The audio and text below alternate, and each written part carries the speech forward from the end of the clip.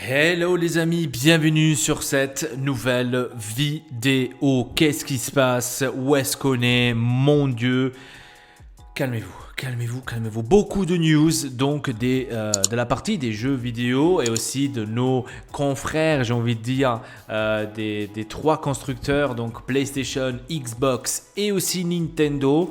Donc il y a eu beaucoup de news ces derniers temps et je vais essayer de vous en parler aujourd'hui dans cette vidéo. On a quand même énormément de trucs au programme, donc ça va être vraiment très lourd. Avant de continuer cette vidéo, je vous donne rendez-vous chez notre partenaire Insta Gaming, le paradis des jeux vidéo. Plongez dans un univers de jeux vidéo à couper le souffle. Votre partenaire de confiance est là, Insta Gaming, une expérience de jeu inégalée, des prix fracassantes, des offres exceptionnelles et des réductions à vous rendre complètement accro. Vous en avez rêvé? Insta Gaming est là, des centaines de titres populaires, des dernières sorties aux classiques intemporels, tout est pour satisfaire les amis gamers. Allez-y, dans la description vous trouverez toutes les informations sur Insta Gaming, notre partenaire de confiance pour les jeux vidéo. Commençons par le premier, on va dire, sujet global et c'est bien évidemment la Nintendo, la Switch, la nouvelle Switch et une Switch 2. Il y a des trucs qui ont été leakés, on comprend pas tout à fait qu'est-ce qui se passe. Donc à ce qui paraît, la Nintendo Switch 2 disponible en 2024, donc c'est ça ce qui a été à ce qui paraît leaké. Un nouveau leak relevait des détails sur la prochaine console de Big N. Fenêtre de sortie concept, une révolution ou évolution? Donc ça c'est la question. La Nintendo Switch 2 va finir par être le secret le moins bien gardé de Big N à ce rythme. Cette fois, c'est un site anglais très bien réputé qui divulgue ces informations sur la prochaine machine. Date de sortie, abandon au nom de l'aspect hybride, kit de développement, voici ce qu'on sait. Alors voyons voir qu'est-ce que s'est passé. La Nintendo Switch 2 va-t-elle réserver des énormes surprises au niveau de la console? Elle-même, il ne devrait y avoir aucun bouleversement, non, hormis sa puissance évidemment. D'après vos confrères de VGC, qui sont toujours très fiables, la machine pourra être utilisée en mode portable. Donc, comme on le connaît actuellement, le constructeur japonais continuerait sur sa lancée de concept hybride qui a fait le succès du premier modèle. C'est d'ailleurs ce que Microsoft avait relevé lorsque d'une audition pour le rachat Activision Blizzard. Ça, c'est à ce qui paraît, hein, c'est les leaks. Maintenant, je ne sais pas si c'est vraiment vrai. Alors, je vais vous mettre ça un peu plus près pour que vous puissiez voir ça de mieux. Ça serait le leak officiel, on va dire, de cette console Switch. Vous pourriez déjà voir ici, chez moi, la petite différence ici des Joy-Con, hein, par exemple, qui sont maintenant ovales. L'écran juste ici qui est un peu plus grand, hein, de ça ce qu'on connaît, hein, bien évidemment. J'aime bien ces Joy-Con comme ça, hein, si c'est réellement comme ça, attention, hein, je ne le sais pas, mais en tous les cas, le leak serait comme ça. Franchement, je ne sais pas quoi penser de ce leak. Hein, là-dessus, je n'ai aucune idée. Alors, voyons voir qu'est-ce que les fans disent. Sur Twitter, ce faux leak, c'est un faux leak, énerve autant qu'il s'amuse. Si vous avez plus de 13 ans et pensez réellement que c'est une fuite de la Switch 2, vous devriez être placé sur une liste de surveillance du FBI, peut-on lire. Je suis déjà fatigué par tant de fuites horribles, s'exclame une personne, pendant que la majorité souligne l'absurdité de toute cette affaire. D'autres tournent en dérision de leurs propres images de Nintendo Switch. Attention les yeux. Donc, vous voyez que les gens se moquent un tout petit peu, on va dire ça comme ça, de tout cela. On peut le comprendre, hein, ils n'ont pas bien pris. Donc, compréhensible, si c'est vraiment vrai que, on va dire, ça va être ça, hein, je sais pas, franchement, c'est à voir, hein, donc c'est difficile de le dire aujourd'hui, hein, mais c'est à voir ce qu'il va y avoir. Donc, passons maintenant à la PlayStation 5, donc, qui a, au mieux dire Sony, qui a publié, on va dire, des remerciements pour tous les players, donc d'avoir bien évidemment acheté la PS5 et que, on va dire, ça a été un record, hein, on pourra dire ça comme ça, un record entre guillemets, mais on va dire que d'un côté, on le savait, que c'était autant et que c'était beaucoup plus que la Xbox. De quoi je parle ? Je parle bien évidemment des ventes de la PlayStation 5. Donc là, on a reçu des remerciements de la part de Jim Ryan, le CEO de Sony. Et donc, voilà, PlayStation 5 dépasse les 40 millions de ventes et ça, on le savait. Lisons un tout petit peu ce qu'il y a écrit sur ce remerciement de la part de Jim Ryan. Nous avons lancé la PS5 en novembre 2020 et le monde était dans un endroit étrange et différent de celui que nous avons annoncé la console en 2019. Malgré les défis sans précédent de Covid, nos équipes et nos partenaires ont travaillé avec diligence pour livrer la PS5 à temps. Donc, pour ceux qui ne se rappellent plus, la PS5 était en pénurie pendant au moins 2 ans quand même. Je dirais 2 ans. Donc sorti en 2020, vous vous rappelez, tout le monde, ceux qui ont pu l'acheter tout de suite dès le début, comme Ortex par exemple, ils ont eu la chance de l'avoir. Tous les autres ont dû attendre. Moi par exemple, j'ai attendu 1 an après pour avoir cette justement console. Certes, c'était quelque chose pour moi de cool de l'avoir, parce que j'étais hyper content, c'était difficile de l'avoir, vous savez vous-même comment c'était difficile de l'avoir. Et donc, bien évidemment, ils disent, on le sait très très bien que c'était des temps durs, des temps où il fallait avoir de la patience, et c'est pour ça qu'ils disent, on vous remercie déjà pour ça, parce que vous avez été patient. Nous avons continué à faire face à ces vents contraires avec la pandémie et il a fallu des mois pour que les chaînes d'approvisionnement se normalisent afin que nous puissions avoir des stocks nécessaires pour répondre à la demande. Pendant plus de mois que je m'en souviendrai, nous avons continué à remercier notre communauté pour sa patience tout en travaillant sur ces problèmes, ce que je viens de dire. Mais maintenant, l'offre PS5 est bien approvisionnée et nous constatons que cette demande refoulée a enfin satisfaite. Avec le soutien des fans de PlayStation, nous avons atteint le cap de 40 millions de consoles PS5 vendues aux joueurs depuis son lancement. Merci beaucoup à notre communauté de joueurs. Sans vous, cela aurait été une tâche impossible.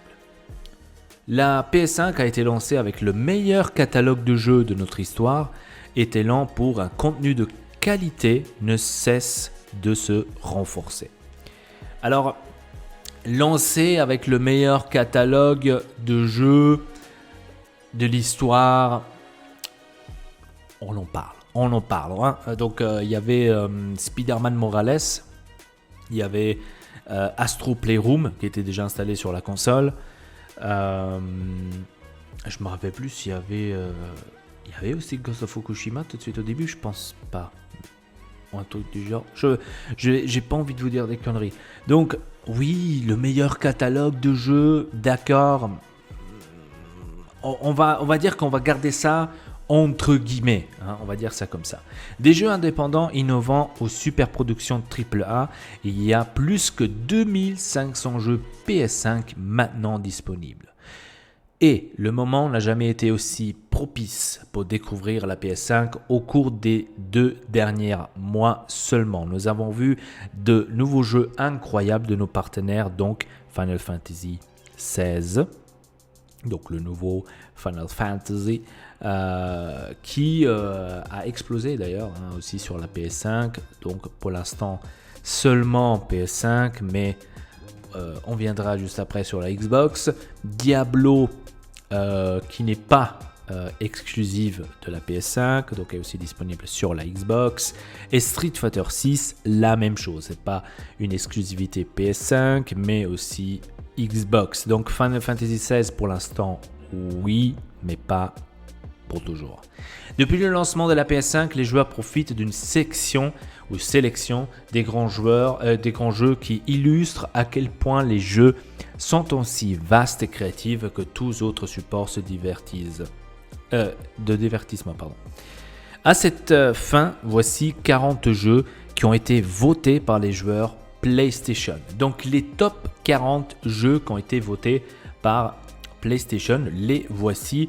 On va pas maintenant les citer tous, bien évidemment, mais on pourra déjà un tout petit peu les voir entre guillemets. Donc on voit ici tout en haut Modern Warfare 2, on voit le Playroom, ce que je vous ai dit tout à l'heure, Dead Space, incroyable jeu, ça aussi, FIFA 23, Final Fantasy 16, normal, ça vient de sortir, God of War Ragnarok, bien sûr, donc c'est les gros productions de PlayStation, Ratchet & Clank, bien évidemment, It's Take-Two, aussi incroyable, Ghost of Fukushima, donc on l'a aussi,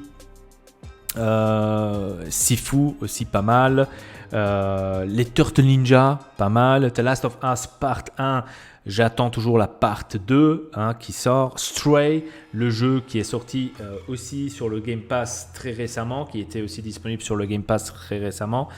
Bien sûr Hogwarts Legacy qui a tout explosé, on l'a joué aussi ici sur la chaîne, Horizon, Forbidden West aussi, incroyable jeu, exclusivité PlayStation, Gran Turismo 7, exclusivité PlayStation, donc oui, on peut le comprendre, Demon's Souls, la même chose, on peut le comprendre que ça c'était les gros jeux, on va dire, de tout cela. Ensuite il parle un tout petit peu d'accessoires, mais là j'ai pas envie d'aller plus dans les détails parce que les accessoires, vous savez que pour moi, dans les accessoires, Xbox est beaucoup mieux que la PlayStation parce que Xbox, j'ai comme l'impression qu'ils sortent des manettes tous les mois ou tous les jours. Il y a une nouvelle manette qui sort. D'ailleurs, après, on va en parler par rapport à ça. Donc, niveau accessoires, pour moi, la PlayStation n'est pas aussi loin que la Xbox. Et ensuite, il y a aussi une autre nouveauté, les amis. Oui, parce que la PlayStation a sorti un nouveau truc que d'ailleurs, je dois dire, sur la Xbox, ça existe déjà, mais c'est cool qu'il y a aussi sur la PlayStation. De quoi on parle? On parle aussi de la version bêta du logiciel du système, donc de PS5, qui sera déployé, ou qui est déjà déployé, avec une nouvelle option, audio, accessibilité, etc. etc. Pour vous donner maintenant un exemple tout bête, le bip bip du démarrage, vous pouvez le désactiver désormais grâce à cette version-là, qui est limitée d'ailleurs, donc pas tout le monde peut l'avoir. Donc je tiens quand même à le dire. Alors, agrandissons un peu cela pour qu'on puisse lire cela au mieux. Donc, à chaque sortie d'une nouvelle version du logiciel de la PS5, nous ajoutons des nouvelles fonctionnalités conçues pour améliorer la manière d'accéder à votre contenu favori, de parcourir les menus de votre console ou de créer des nouveaux souvenirs vidéoludiques avec vos amis. Aujourd'hui, nous sommes ravis de déployer la bêta d'une nouvelle version du logiciel système PS5 qui comporte des fonctionnalités d'accessibilité supplémentaires, mais aussi des options audio permettant à profiter de la technologie sonore Tempest 3D Audiotech sur les périphériques HDMI compatibles Dolby Atmos. Cette bêta propose également d'autres options, vous fournissant un accès rapide à des parties et des conseils pour votre console, des nouvelles manières d'interagir avec d'autres joueurs et de la personnaliser vos sections multijoueurs. Sans oublier la prise en charge de SSD qui est désormais maintenant à 8 terabytes les amis, donc il était à 4 si je ne me trompe pas jusqu'à présent et maintenant ils l'ont passé à 8, ça aussi c'est très intéressant. Alors c'est quoi cette bêta ? Tout le monde se pose, qu'est-ce qui se passe? En fait, cette bêta, c'est pour tous ceux qui veulent tester les nouveautés de la PlayStation qui sortiront au fur et à mesure après des mois. Mais vous, en tant que testeur de bêta, vous pouvez déjà les avoir aujourd'hui. Et ça, c'est quelque chose, comme je vous ai dit au début, que la Xbox, enfin Microsoft avec sa Xbox, l'a déjà depuis très longtemps. Donc moi, par exemple, sur la Xbox, je l'ai. En fait, par exemple, le nouveau menu qui vient de sortir sur la Xbox, moi je l'avais déjà depuis le mois d'avril. Et comme je vous ai dit tout à l'heure, c'est réservé aux participations invitées de certains pays. Ça aussi, c'est très important et c'est pour ça que je vous dis c'est très limité. C'est pas pour tout le monde. Donc ici, c'est un peu expliquer les fonctionnalités d'accessibilité avec l'audio, etc., etc., tout ce que vous pouvez faire. On va pas trop dans les détails, hein. Vous voyez que c'est des nouvelles trucs qu'ils testent et après c'est à vous de dire oui c'est bien, non c'est pas bien. Vous pouvez bien sûr sur le site vous inscrire à cette version bêta, donc comme vous pouvez le voir actuellement, donc la restriction des conditions d'éligibilité suivantes en vigueur. Donc il faut être âgé d'au moins 18 ans, bien évidemment, et les pays suivants sont disponibles uniquement. Enfin, dans les pays suivants sont cela disponible. Et ça c'est seulement ces pays-là que vous êtes en train de voir actuellement. Donc États-Unis, Canada, Japon, Royaume-Uni, France et Allemagne. Donc il n'y a pas de Luxembourg. Donc pour moi, c'est déjà fichu. Donc je n'ai pas le droit de faire ça. Il n'y a pas la Belgique. Il n'y a pas les Pays-Bas. Ça m'étonne. Il n'y a pas l'Italie. Ça m'étonne. Donc pour PlayStation, à ce qui paraît, ces pays-là ne sert à rien. Peut-être qu'au fur et à mesure dont certains pays vont arriver, je sais pas. C'est quoi les trucs qu'il faut avoir pour qu'un pays peut... aucune idée. Bref. Passons maintenant chez Xbox, Microsoft. Là aussi, il y a eu des nouveautés, il y a eu plein de trucs. Qu'est-ce qui se passe? Mon Dieu, je suis absent quelques secondes. Il y a tout de suite des problèmes droite et gauche. Non, c'est pas des problèmes qu'on parle aujourd'hui, mais c'est d'un truc qui s'est passé. Donc avec Square Enix, Final Fantasy, etc. Oui, Phil Spencer est arrivé sur scène et était bien sûr avec les éditeurs de Square Enix ensemble sur une scène. Et ça, c'est déjà, les amis, historique. C'est historique, bien sûr, pour Microsoft et pour la Xbox. Parce qu'enfin, on va dire qu'ils ont trouvé cet accord que tout le monde s'attendait. Tout le monde voulait cela, enfin. Et donc, bien sûr, voilà, l'arrivée de Phil Spencer sur la scène de Final Fantasy, de Square Enix, c'est quelque chose qu'on ne le voit pas assez souvent, j'ai envie de le dire, qu'on ne le voit pas assez souvent. Et donc, ça fait bien sûr extrêmement plaisir cela. Donc, bien sûr, après, ils ont discuté, ils ont parlé du Final Fantasy XIV qui sera disponible donc sur la Xbox. Bien évidemment, regardez, ça c'est les détails. Donc, sur la Xbox, qui aura justement sur la Xbox Series X et S, donc qui va charger beaucoup plus vite, qui va y avoir un support 4K sur la série X et qui sera disponible pour automne 2024 les amis. Et oui, automne 2024. Donc ça ne veut pas dire qu'il n'y avait pas déjà des jeux de Square Enix sur la Xbox. Non, il y a des jeux de Square Enix sur la Xbox, seulement il n'y avait pas tous les gros jeux de Square Enix. Il y avait des plus anciens, des plus vieux, mais il n'y avait pas les nouveaux. Et donc là, maintenant, cette histoire a enfin changé avec Phil Spencer, qui s'est pris bien sûr tous les remerciements, Phil Spencer. Donc, ils ont remercié tout d'abord Phil Spencer. Donc là où il a dit la phrase « Le partenariat entre Square Enix et Sony n'a jamais été aussi fort », déclaré en juin donc Jim Ryan. Là, tout à coup, qu'est-ce qui se passe? Sur scène, cela a été dit tout simplement. Nous souhaitons réunir la communauté Xbox et vos guerriers de la lumière ensemble d'une manière sûre, sécurisée, engageante et par-dessus tout amusante. Nous considérons également que c'est un énorme décisif de notre relation avec Square Enix et l'équipe de Final Fantasy puisque nous envisagerons de collaborer plus étroitement à l'avenir. Donc, a commenté Phil Spencer sur scène. Donc là, comme vous êtes en train de le voir actuellement, c'est ça ce qu'il a plus ou moins dit. Donc, c'est l'une des phrases qu'il a dit sur scène. Et donc, ça fait vraiment plaisir. Après, de l'autre côté, bien sûr, ça a été dit, ça a été remercié aussi Phil Spencer. Ça a été dit merci beaucoup à Phil Spencer qu'on a eu cette occasion de pouvoir travailler avec Microsoft, avec Xbox. Et c'est grâce aussi à Phil Spencer qu'on a aujourd'hui eu cet accord et qu'aujourd'hui, on peut enfin désormais présenter les jeux Square Enix chez Microsoft et sur la Xbox. Et bien sûr, Ça, c'est historique ce que vous êtes en train de voir.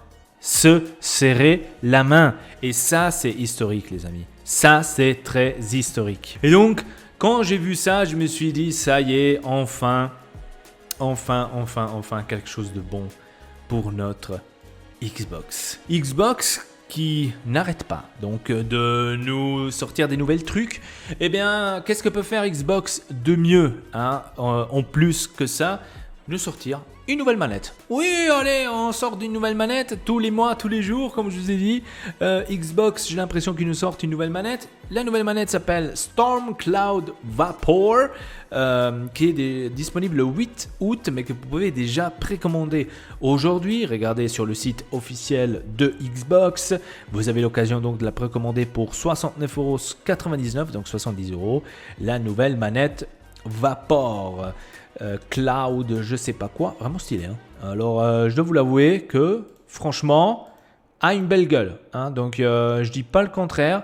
Vraiment très très cool de la part de Xbox d'avoir fait cela. Pourquoi pas mais combien de manettes en fait Xbox veut-elle sortir encore?